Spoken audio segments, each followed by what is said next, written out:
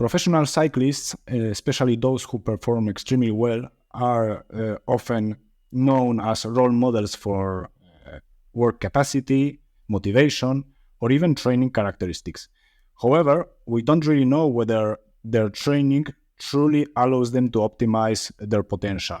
In order to answer this question, I have invited Gabriele, who is a PhD in sports science, a very prolific researcher with whom I have shared several scientific projects these last years. And he's also the owner of Knowledge is What, which is one of the most famous websites regarding training in cycling. First of all, many thanks for accepting my invitation, Gabriele. Hi, Sebas, and thank you for the invitation. And I'm happy to be here with your audience today.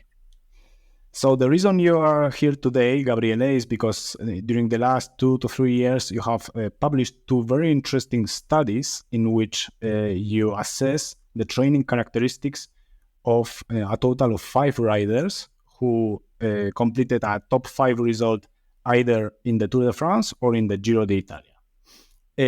First of all, I would like to start with some basic performance characteristics of these riders, which the audience, I think, may find quite interesting. For example, the VO2 max values were on average between 80 to 83 milliliters per kilogram per minute. The 20-minute maximal power output was between 6.5 to 6.9 watts per kilo, if I remember correctly. And their average training volume was 17 hours per week. But we had, for example, one rider who performed only 14 hours per week as an average. So before I ask you the main question here, there are like 2 values for me which are quite surprising. First, at least for me, the average training volume was quite low, at least from what I expected, because I started reading the papers and I said, okay, these are 17 hours. Maybe they do like 4 or 5 hours of strength training, so it will be 21. But no, it was totalized. So it was quite surprising for me. And also the VO2 max number, which is what you would expect from this kind of very strong riders. But it was quite similar in all cases. And as we know, you can achieve similar results with quite different VO2 max depending on your gross efficiency or optimization of thresholds. No? So these were like the 2 main things that I found very interesting here. And I wanted to ask you whether was there any kind of, relevant point that the audience may find interesting, apart from what I have commented here? Yeah, I think what you said is true, because especially for the data about training volume, because, if you read something about professional cyclists and you see something like about 15 hours per week, it seems very low. But I think we have to keep in mind that it's just an average value, and of all the weeks that were considered. So from January until Giro d'Italia or Tour de France. So this is the average that is strongly influenced by weeks with very low volume. So for example, there were minor injuries or health problems, and so there were something like, I can't say exactly the number, but something like 6 hours or 7 hours per week, and these weeks strongly influence the average. So is in any case, in any science, average data tell not all the story. So this is the thing about weekly volume. So if we consider, let's say, the real training weeks, it was higher, the average. So I will say at least 20, and maybe a little bit higher if we exclude these weeks with some problem for, let's say, injuries, small health problems, and also traveling, because sometimes there were races and training camp around the world. So this is the thing about training volume. And about physiological data like VO2 max or 20-minute power output, that's it. VO2 max is important, but it's not all for professional athletes. So I think that anything above 80, then you are in the fight to to succeed also at professional level, and then many other physiological data can influence the final results. For example, I find very interesting that the durability of this rider, so the decrease in 20-minute maximum in power output was very low. So the decrease was very low, so durability was very high. So this is one thing that is very, very important for to achieve success for professional road cyclists. So I would highlight durability as one of the main interesting data about this cyclist.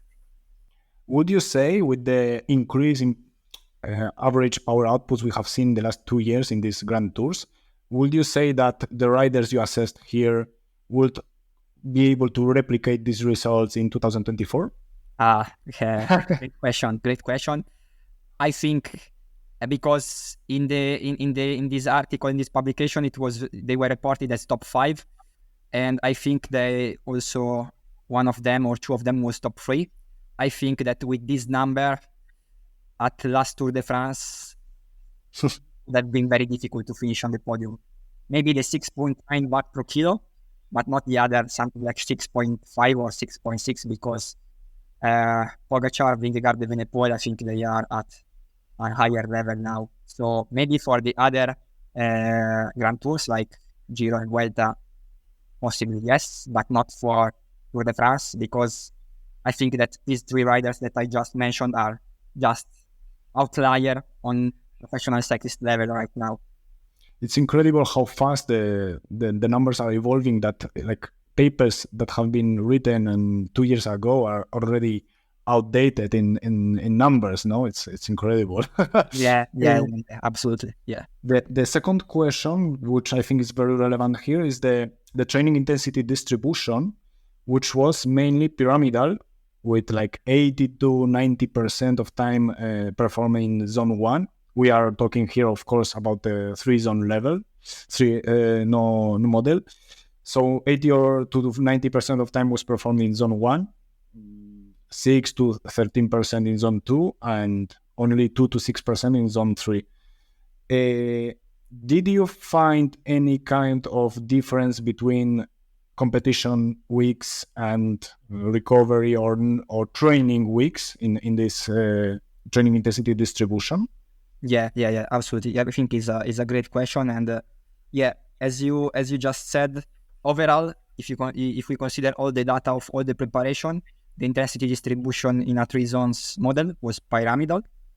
But if we look at the weeks with races, so let's say 1 week races, prevalently, the distribution was completely, let's say, not completely, but different, because there was a huge increase in time spent in zone 3, so high intensity. And, this is because of the competitive nature of races. So in these weeks, there was a huge increase in this time spent at high intensity. So let's say it was something like a sort of block periodization. So pyramidal distribution with maybe a little bit of increasing intensity through the weeks, when the weeks were just about training, and then a huge increase in high intensity in times spent at high intensity when one week races were performed. So it just at the beginning progressing even within a pyramidal intensity distribution, and then a block of high intensity with the 1 week races. Of course, even within the 1 week races, the distribution was between pyramidal and polarized, but I think this is just a terminology point of view. But if we look at the data, there was a huge increase in high intensity time spent at high intensity, and so I think we can say that the periodization was block periodization because of this. Would you say that at any point in time performed at zone 3 was superior to time performed at zone 2? I can't remember exactly, but during the races, 1 week races, at some point it was likely that there was even some more time spent at high intensity compared to medium, so in zone 2 in a 3 zones model. But for me, the remarkable data is the huge increase. So just a part of pyramidal polarization, if we just have a look at the absolute time spent in zones, for me, a huge increase in time spent at high intensity is a relevant data for, let's say, a physiological stimulus to the body. One of the other factors that for me seemed quite novel was the time spent at altitude, because if we assess all the data from all the 5 riders, we can see that 2 of them did not perform any altitude training, and from the other 3, 1 of them only spent 14 days at altitude when preparing for this race. I don't remember if it was the Giro or the Tour. But given the vast amount of evidence that we have regarding altitude training and not only central, but also it seems peripheral adaptations, doesn't it seem weird that almost half of them did not perform altitude training or did not do it as it is suggested by science? Yeah, I think it's an interesting point, and I think that here it's important to highlight that.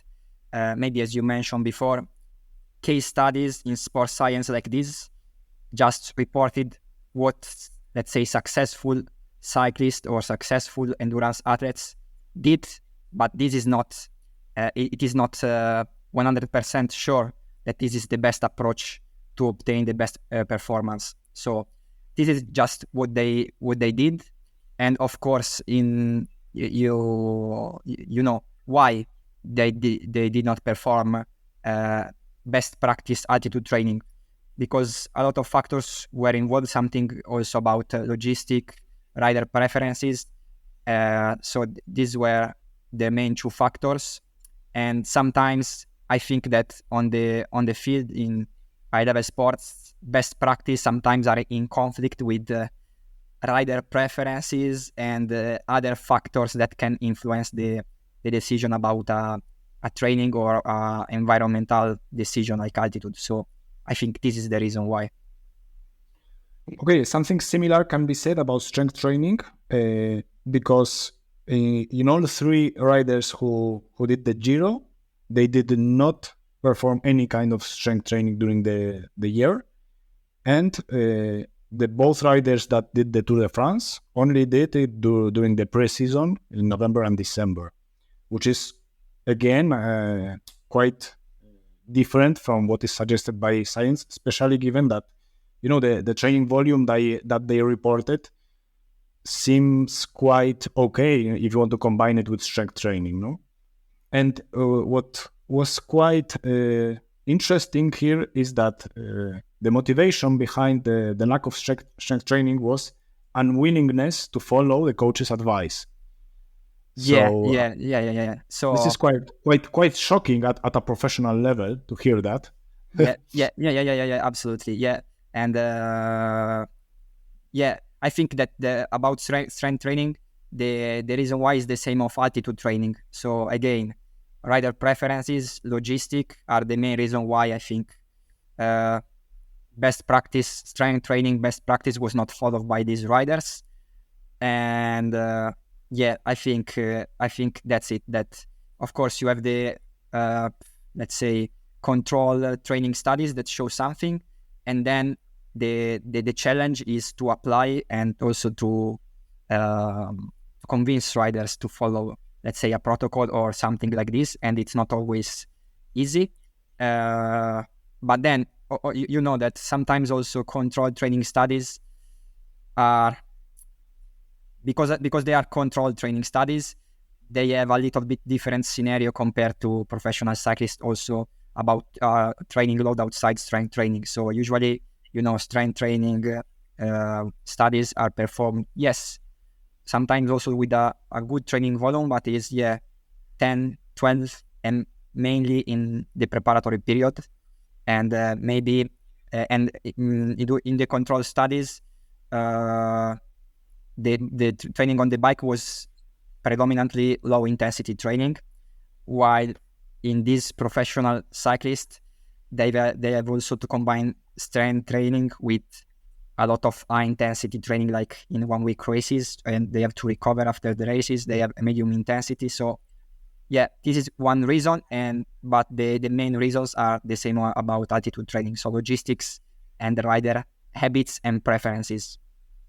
Based on all of this studies and what you have found in other studies, would you say that these top riders perform preference rather than evidence-based training? Yeah, I think that the truth is in the middle. So they did something that is evidence-based, something like increasing the intensity through the periodization and some kind of block periodization. So let's say for periodization on the bike, best practice is often followed by this rider, but it was not for altitude training, strength training, but also if we can say also about heat training, because they did not perform any heat training. But this is a more recent stories, while the data were about 5 years ago or something like this. So maybe this is the reason why. So I think as always, the truth is in the middle, that you have a lot of evidence-based practice, and then you have to bring this on the field and apply what you can apply and what the athletes are willing to apply, try to persuade them, and then try to find the best solution that sometimes is in the middle. During the study, did you recover data specifically regarding on-bike strength training, like torque training or low cadence intervals? Do you know if they performed it? No. You didn't know. Okay. No. We did not perform this kind of analysis. Okay. And the main question after all of this data for me would be, because as I said in the introduction, most people are reading articles about what the pros are doing, and you can, for example, in trail running, you can read articles of what kind of training performs Kilian Jornet, and he will say that he runs 4 hours each morning. And the question that arises here for me is, are they really a good option to imitate by a normal athlete, a normal cyclist who wants to reach the top level?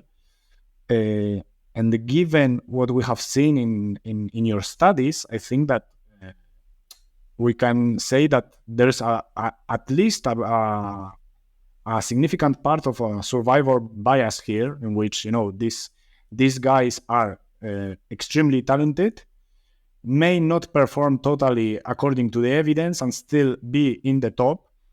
And you don't know what will happen with another 5,000 guys who attempted to do the same stuff as they do, no? Yeah. I think it's a good point. As I said before, there is some principle that can be taken also by amateur cyclists, and something that was not following best practice because of rider preferences, logistics, and other things. But I think something is still relevant. Something like pyramidal intensity distribution with a large proportion of low intensity.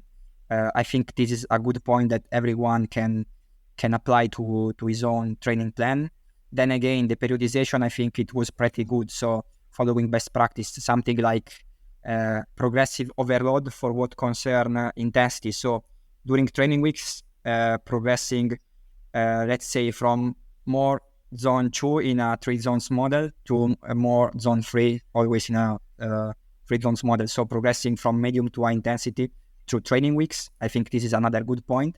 And also, let's say, when you finish this, when you arrive with a consistency in high intensity, maybe to maintain progressive overload, you have to put some block to continue to give a stimulus to the body. In this case, it was done with 1 week races, but for example, an amateur cyclist can do it in his own training, because usually they don't perform 1 week races. So just performing something like 4 or even 5 1-hour high intensity training sessions, just like a kind of block of high intensity training. So I think from periodization, we have some good data with that have some good principle that everyone can apply, and less for what concerns strength training and altitude training. And also, I think that for me, a very relevant point here is the average training, because if an amateur rider reads these papers and see the 15 or 17 hours per week, say, okay, I can imitate that. But the reality is that the true training weeks are over 20 hours, no? So, it's a good reality check for the weekend warrior who won't have this time to train and, achieve this stimulus. Yeah, absolutely. And I agree with this. And also for what concerns everything, if you compare a 5-hour week and a 15-hour per week, and then you try to put something in, it's not the same. So also keep in mind this. So for example, also tapering, because you know that usually the recommendation, I can't remember the exact percentage, but it's just decrease volume about 30% or something like this. But it's not the same 30% of a 30 hours week and a 30% of a 5 hours per week. So you have always to keep in mind the bigger picture and the general context when you read professional cyclist training plan and trying to apply on your own if you are time crunched or amateur cyclist with a 5 or 10 hours per week training. Yeah, and this also applies to training distribution, because if an amateur sees like 6% in zone 3, he can say, oh, that's not a lot, but it's 6% out of 20 hours. Yeah. So it's still quite a lot of time at intensity of VO2 max or glycolytic intensity for a normal athlete.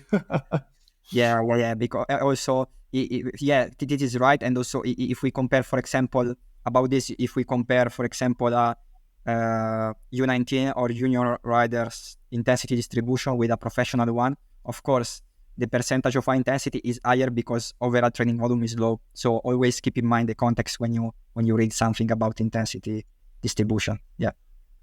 If you had to define the characteristics of a top level pro from all we have said here, from your studies, what will it be? Durability? Yeah, absolutely. I think that the most remarkable data is durability, and I think this is a very interesting also area about sports science, research in sports science, that next year also now is very hot topic, and also in the next years will be a very relevant one, because we know something that could be related to fuel selection or something like trying to spare as much glycogen as possible. But it's something that is not very clear now. So I think that understanding these athletes, so their exceptional durability, if we can understand the physiological mechanism behind this, then we can also improve it. And I think, yes, because, I think that, I don't know, but at least more than 50% of the professional peloton have more than 80 as VO2 max, and they have 82, 83, 84, so not exceptional high. So I think what they have more is, one factor is durability, of course. Okay, so I think that the key takeaway from this chapter is that it is good to see and assess what the top level pros are doing, but it is not necessarily the best idea for the amateur to try to replicate that in his or her training, no? Yeah, absolutely. Yes, always keep in mind the context when you read something, especially in this case, trying to apply copy and paste professional cyclist workouts and planning to 8 or 7 hours week. Okay, Gabriele, so I will attach to the chapter description the links to both papers and also to your Knowledge is What website, so people can follow your work. Again, many thanks for accepting the invitation. I think that's been straight to the point and very interesting talk. And I'm sure you will be invited to the next season to talk a little bit more about the training characteristics of these guys. Yeah. Many thanks, Gabriele. Yeah, thank you. And very happy to be here again in the future.